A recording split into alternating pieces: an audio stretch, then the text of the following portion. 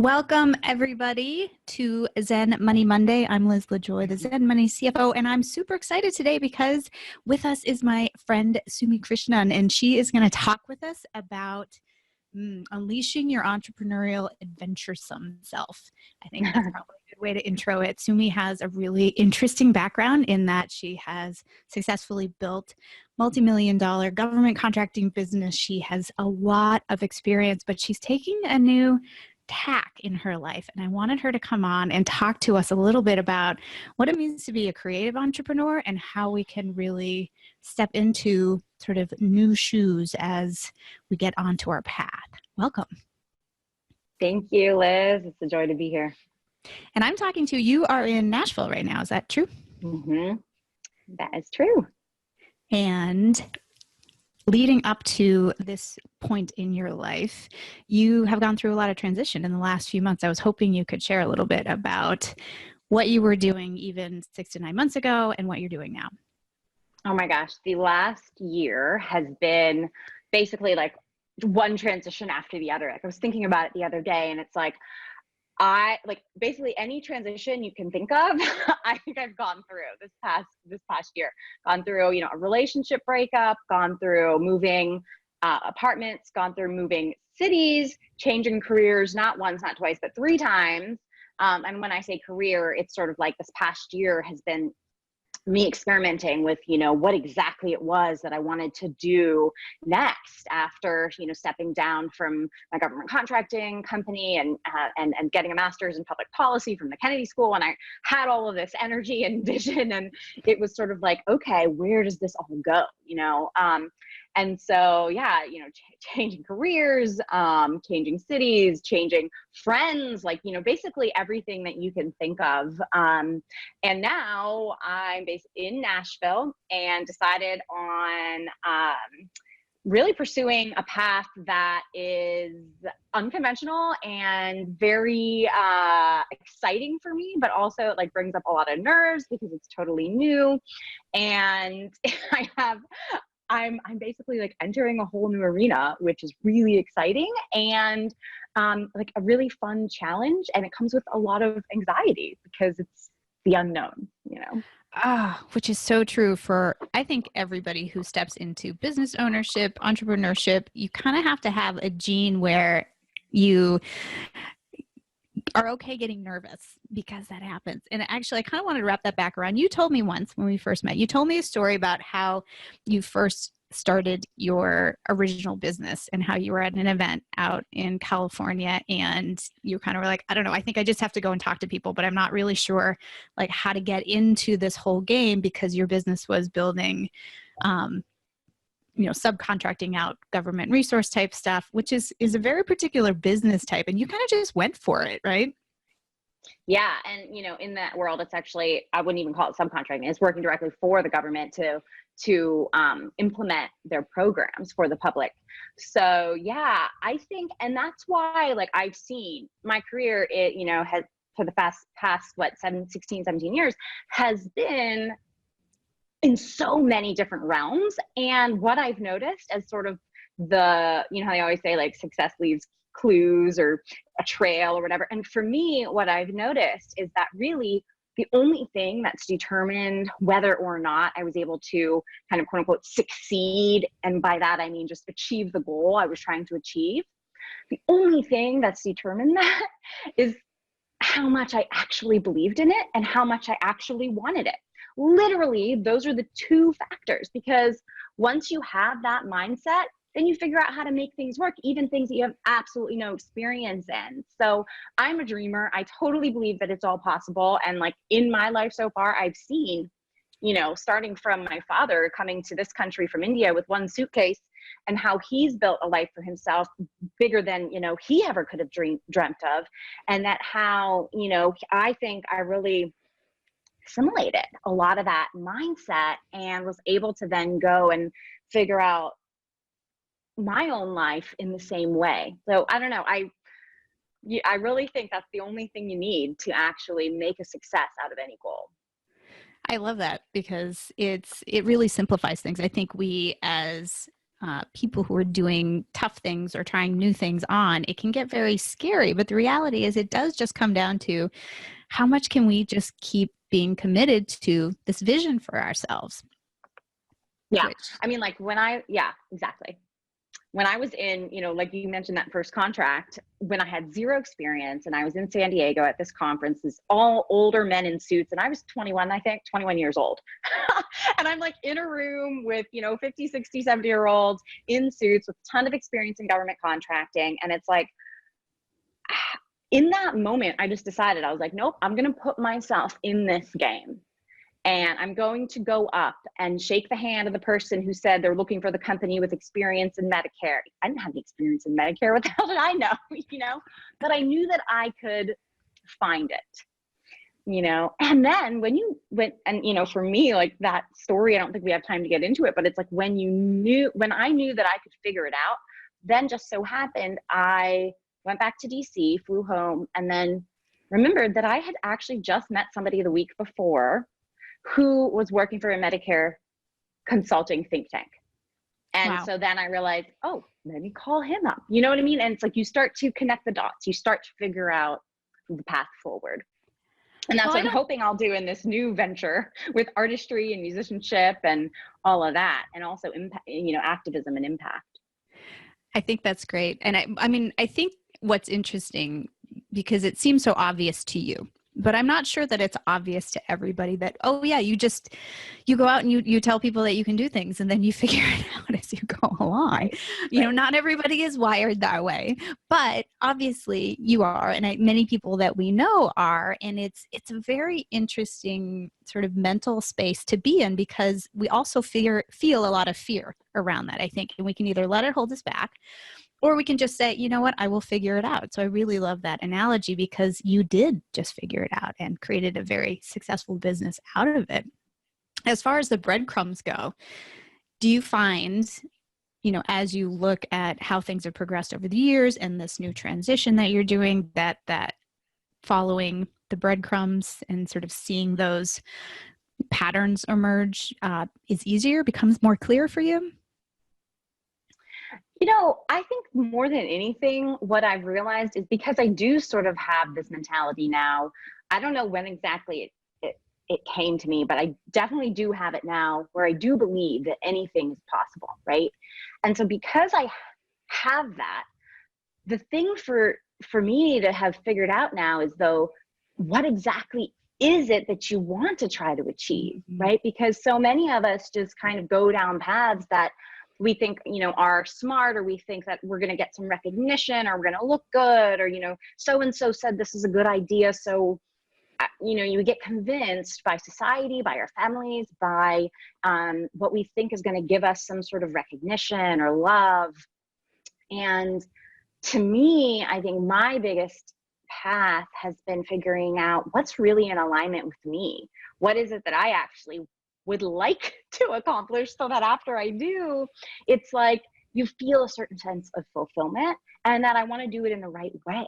There's a ton of mistakes I made when building my first company, and most of those were based off of the sacrifices I made for the things that were important to me, like relationships, like my health, like, the things that you really like. When we take a step back and think about, why would we sacrifice the things that are most important in life for some arbitrary goal that we think may bring us somewhat monetary success, some significance, recognition? Like, none of that matters when you don't have the things that are most important. And I think that's the lesson that has hit me in the head over and over again. And that's been my most recent sort of obstacle to kind of get beyond. It's such a hard one to get beyond, because as rational human beings, we say, of course, why would we do things that put our health, our loved ones, whatever it might be, on the back burner in search of some nirvana of earnings or our name in a newspaper, or whatever it might be. And yet we do it. I think it's a really important societal conversation, actually. So I'm really glad that we're having it, because so many of us do. I certainly do struggle with that myself as well, from a chronic illness standpoint, from all of it, because it's, there's this external excitement, I think, around business building, sort of achieving that next level. And if you're wired sort of as a type A person, especially, we're checking boxes and that feels good. But at the end of the day, and I think where you're in an interesting place is that you've had massive success, which has afforded you the opportunity to try on some new versions of what is really important to you. Yeah, exactly. Yeah. Do you feel like you're Go ahead. No, you go ahead. I was going to ask if you feel like you're continually relearning that lesson. I think it's continually refined. So, even I think I think this piece about alignment is continually refined, and that you get, I may have started over here in terms of alignment, right? Not at all aligned. And then you get closer with each step when you start thinking about it. And then, when I started coaching, for example, 5 years ago, I started coaching other women leaders. And that was, to me, so much more in alignment with who I am and the impact I want to make in the world than was implementing programs for the Department of Treasury, for example. But then even that, it wasn't totally resonating. And, now that I'm in music and I'm like envision, what it means to actually resonate is when two waves come together and you get this like exponential immediate effect when things are exactly in alignment. And that's what I think continues to get refined. I think for a lot of people, and at least for me, and what I've seen is that it's not necessarily you go from out of alignment to in alignment. You go from out of alignment to closer and closer. And I think that's part of the process. And so that's why it's important not to stop, like not to think that you need to find your passion right away, or it needs to suddenly click, or you need to have this rock bottom moment where you're lying on the floor of your bathroom crying, drugged up, and then you suddenly hit rock bottom and the next day your life changes because you saw an angel through the window. Like, I don't think that happens for most people. I think it's a process where you get closer and closer. So now coaching, like I said, was closer, but now leading with my artistry and leading with the creativity that I think I naturally am feels like, I think it's right on. Now, a year from now, I might be like, nope, there was another little adjustment, but right. I think it's like that. I love that, because it's, we have in our head this idea that there's all these milestones, and that if we hit them, then somehow our life is going to be perfect, or we will, all the things that have been riling us up, whatever they might be in the back of our mind, are just automatically going to go away. And I don't think it works that way. I think your version of, just a little bit closer to whatever version of, nirvana we want to call it for ourselves individually is the goal. It's not, there isn't one stopping place, because in a year you're going to be a different person too. Right. Totally true. Mm-hmm. There might be there's a new version of alignment, further down the pike for all of us, I think. Yeah. I'm curious how you would describe this new version. I want to talk a little bit more about this, because we haven't talked about exactly what you're doing. So what does the music and, larger conversation mean for you right now? Yeah. I mean, this is one of those things that, though I said maybe 10 minutes ago that I truly believe anything is possible, this is one of those things that it's been hard for me to wrap my mind around for whatever reason, that this is actually possible. So, I guess because I don't have any experience to point to. I don't have any models close to me that I could say, oh yeah, look, that so-and-so did it, so I can do it, So, I think what I realized was that what's always been in me, sort of like through my blood, in my DNA, in my bones, was this desire to sing, perform, really like be a singer, songwriter, and performer.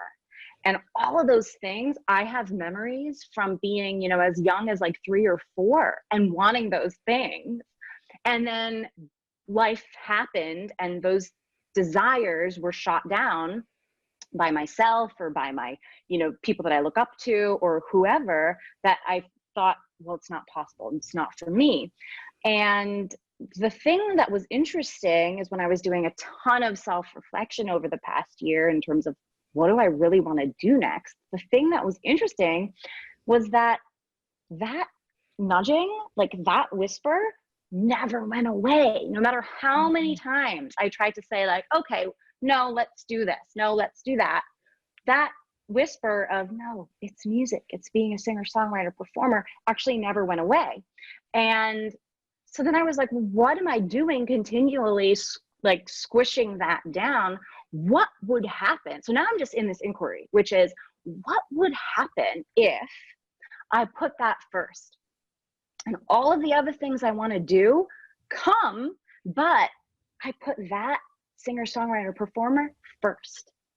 And I think it's like, I just get goosebumps, like just like feeling that, because I think we get our power from those nudges, from those whispers, like that alignment, when we're actually allowing ourselves to do what keeps knocking on our shoulder. Like when we actually allow ourselves to acknowledge that and do it, then I think like our power, because I feel it now, like I feel just so much more excited about life, which I know will translate into so much more impact and so much more, so much more possibilities and impact, really. Yeah, I think that's true. I think you hit the I don't remember what your question was, but I don't know if I answered it. I think you did. It's this concept that because so many people we both know, right, aren't in business to make money, although that's a nice side effect. We're in business to make a difference. And presumably we're also feeding ourselves and our families and putting our kids through college in the process. But there's a lot of other stuff that goes along with business building for many of us. Now, some people, they certainly are wired in a way where they just, start a business, run it, do their, have their personal life and it's done. But many of us are our business. And I think listening to those whispers are really, really important, because we do get to a point where we might have a certain level of success, but still not feel particularly fulfilled. So I love this conversation around how do you figure out what is truly fulfilling for you individually, when you've had a lot of success already and kind of the sky's the limit. You know that you can create a lot of amazing things, but it isn't always easy and it isn't always completely clear either. You know what's funny though, is like when you're excited about it, it seems easy. So for example, I've been sharing on social media now more than I ever have. I mean, I used to be so shy to share anything on social media. And like my company, K4 Solutions, we won a ton of awards and got a ton of press and recognition, but I would never share that like on my personal page, because I just felt like, oh, it was bragging, or like, I don't know why. I felt really uncomfortable about sharing any of that, because I felt really uncomfortable in my own skin, because it was so out of alignment, to be honest. And I was going to say that when you're so I've been sharing now so comfortably because I've just done a lot of work and realized that, and I'm not uncomfortable in my own skin anymore, thank God. One of the things that's come as a result of that is a lot of people reaching out and being, telling me that they're really inspired by my new path, and telling me that they're really, excited and inspired and proud of me for going for this thing that I've always wanted to do. And what's so interesting to me about that is that I'm laughing to myself, because I'm saying, guys, you should have been proud of me before, when I was doing this really hard thing, right? Killing myself, doing this really hard thing that was like really hard for me, but I was doing it anyways. Where was the praise? And then I thought, this, what I'm doing now, this is just so fun and easy. Like, I don't need any praise for this. Like, I feel like a kid. Like, I'm just having a fun time now. But what's like kind of ironic about that logic is that I think, and back to the alignment piece, like, we need to be in alignment. That is what inspires people. Nobody's proud of us for doing something, killing ourselves and doing something hard. Like, nobody cares. Too many people are doing that. Too many people are in suits hating their lives, right? Like, we need to step out and actually do what excites us. And then when we do, it doesn't even feel hard. It doesn't even feel deserving of praise. It just feels fun. And I think that's an opportunity that if we're privileged enough to live in a society and be, that's so far at least still free. Stay tuned for more on that with the activism stuff. We get the opportunity to really pursue what we want to pursue. And, it's like, take it, it's, hard work is necessary, but it won't feel hard when it's in alignment. Mm-hmm. I think that's it in a nutshell. Oh, that's so perfect, because there's this interesting dichotomy between, we have this, we are taught this somewhere along the way, that for anything to be worthwhile, we have to struggle. And I think there are plenty of people out there who are successful in the struggle, but aren't necessarily happy or fulfilled. And so it's a really important conversation to, you know, we're raised with this double-edged sword, right? On the one hand, go out, you can do anything, find something you love. But on the other hand, it has to be, 60, 90-hour weeks to actually be worth your while. You're always going to have to struggle for every last dime. The monetary stuff is really, really heavy. And I just don't think that's true. Well, and at least not true anymore, and I fully recognize that it has to do a lot. I mean, the reason why I think a lot of people are now building businesses online and through social media, that wasn't possible even 10 years ago.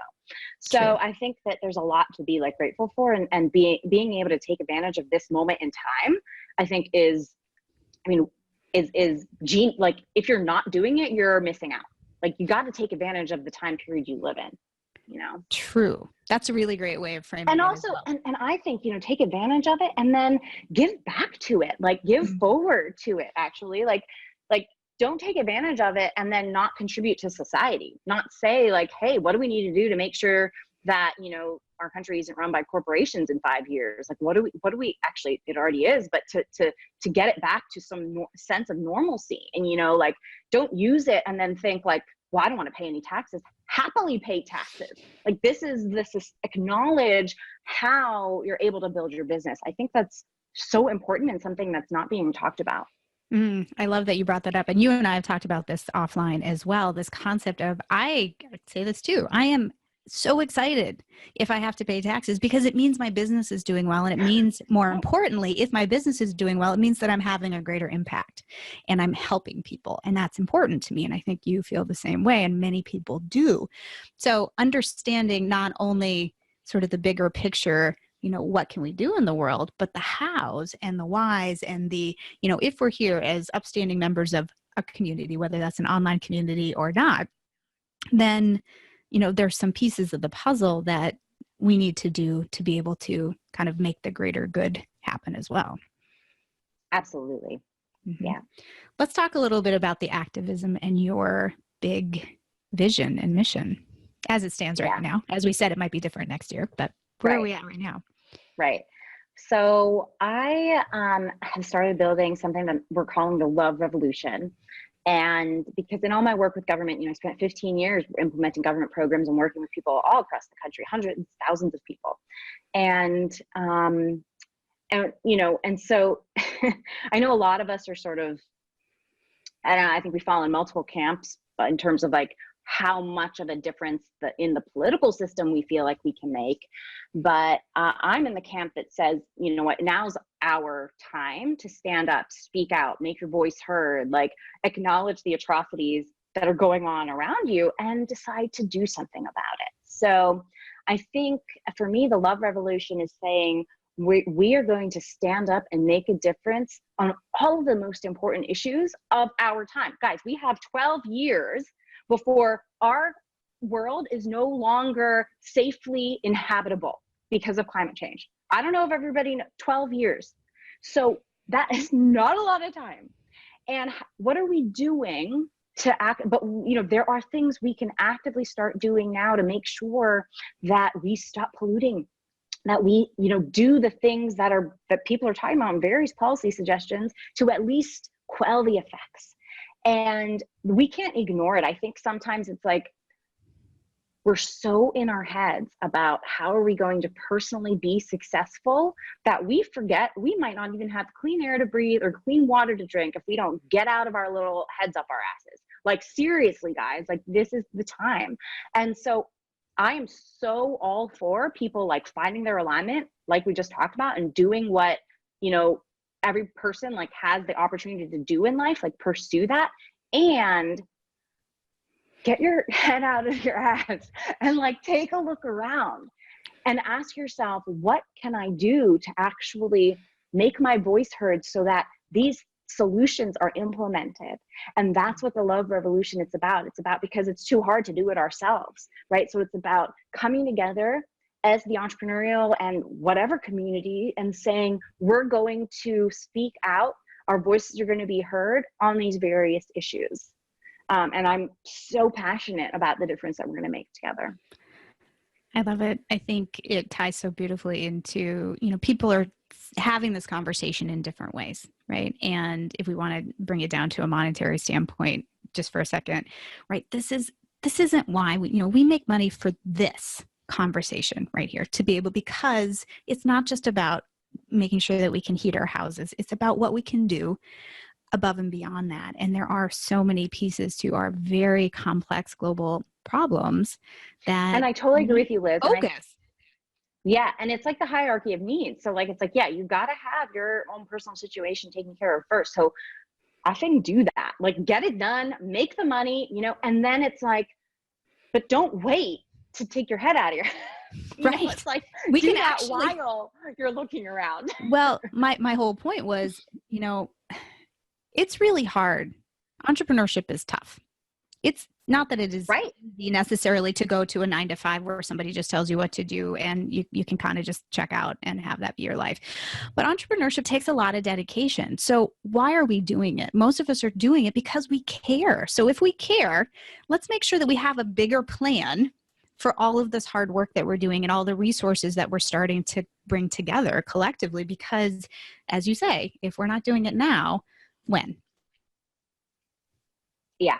Yeah. And I agree that, it takes a special kind of person to be an entrepreneur. And like, I love those people. You're my people. Like, you know what I mean? Like, but, and then like, let's use our special kind of personalities also like for the greater impact. Because I think, for sure.